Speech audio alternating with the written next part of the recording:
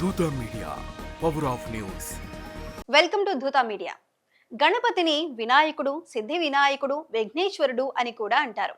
ఆయన అందరి కోరికలు తీర్చే మంగళమూర్తి. ఒక చిన్న శ్లోకం ద్వారా ఆయన్ని సంతోషపెట్టొచ్చు. ఈ శ్లోకం చాలా సులభం. పిల్లలైనా పెద్దలైనా సులభంగా నేర్చుకోవచ్చు. ఈ వీడియోలో ఆ శ్లోకం, దాని అర్థం, గణపతి పూజ ఎలా చేయాలో చూద్దాం. మొదట ఆ శ్లోకం గురించి తెలుసుకుందాం.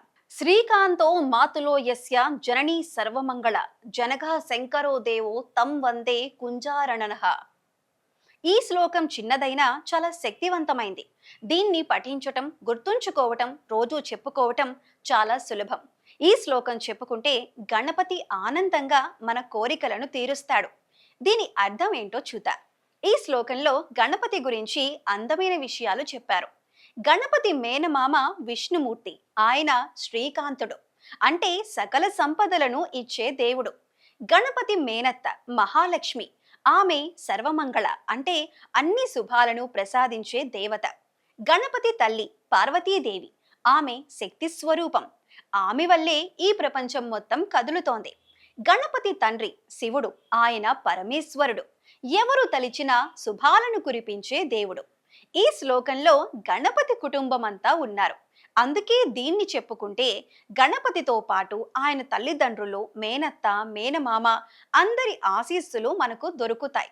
ఈ శ్లోకం ఎందుకు పవిత్రమైనదంటే ఇది శ్రీకారంతో మొదలవుతుంది. శ్రీకారం అంటే శుభం, సంపద, ఆనందం. ఈ శ్లోకం చెప్పుకుంటే మన పనులన్నీ సజావుగా జరుగుతాయి. విద్యార్థులైతే చదువులో బాగా రాణిస్తారు. పెద్దలైతే వ్యాపారంలో, ఉద్యోగంలో విజయం సాధిస్తారు. ఈ శ్లోకం ఒక్కసారి మనసులో నాటుకుంటే దాని శక్తిని మీరే అనుభవిస్తారు. ఇప్పుడు గణపతిని ఎలా పూజించాలో చూద్దాం. గణపతి పూజ చాలా సులభం. దీనికి పెద్ద ఖర్చు అవసరం లేదు. కొన్ని గరిక ఆకులు తీసుకోండి. దగ్గరలోని గణపతి గుడికి వెళ్ళండి, లేదా ఇంట్లో గణపతి విగ్రహం ఉంటే దాని ముందు కూర్చోండి.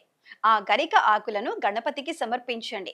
ఈ శ్లోకాన్ని 3 లేదా 5 సార్లు చెప్పుకోండి.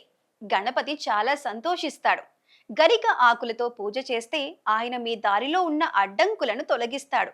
మీరు ఏ పని చేసినా సులభంగా పూర్తవుతుంది.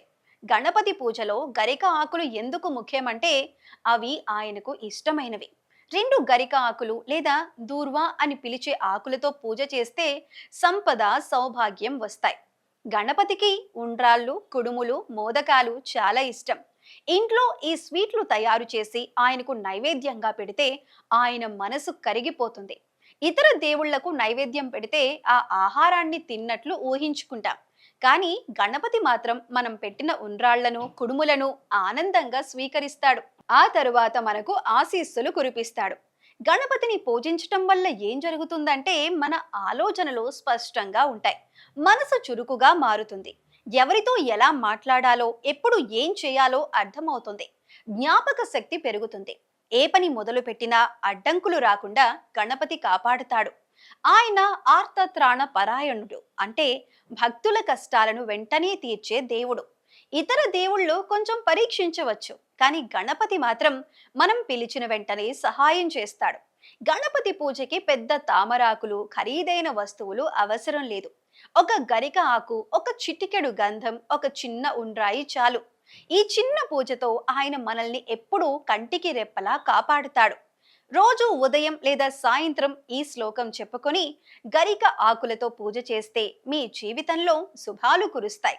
పనులన్నీ సులభంగా జరుగుతాయి. విద్యార్థులకు చదువులో మంచి మార్కులు వస్తాయి. వ్యాపారస్తులకు లాభాలు పెరుగుతాయి. ఇప్పుడు మరొకసారి ఆ శ్లోకాన్ని మళ్ళీ చెప్పుకుందాం. శ్రీకాంతో మాతులో యస్య జననీ సర్వమంగళ జనక శంకరో దేవో తం వందే కుంజరాననః. ఈ శ్లోకం మీ మనసులో మననం చేసుకోండి. రోజు ఒక్కసారైనా చెప్పుకోండి. గణపతి గుడికి వెళ్ళి గరిక ఆకులు సమర్పించండి. ఆయన మీ కోరికలన్నీ తీరుస్తాడు. ఇలాంటి మరిన్ని మంచి వీడియోల కోసం చూస్తూ ఉండండి Dhootha media. For more updates please subscribe Dootha media.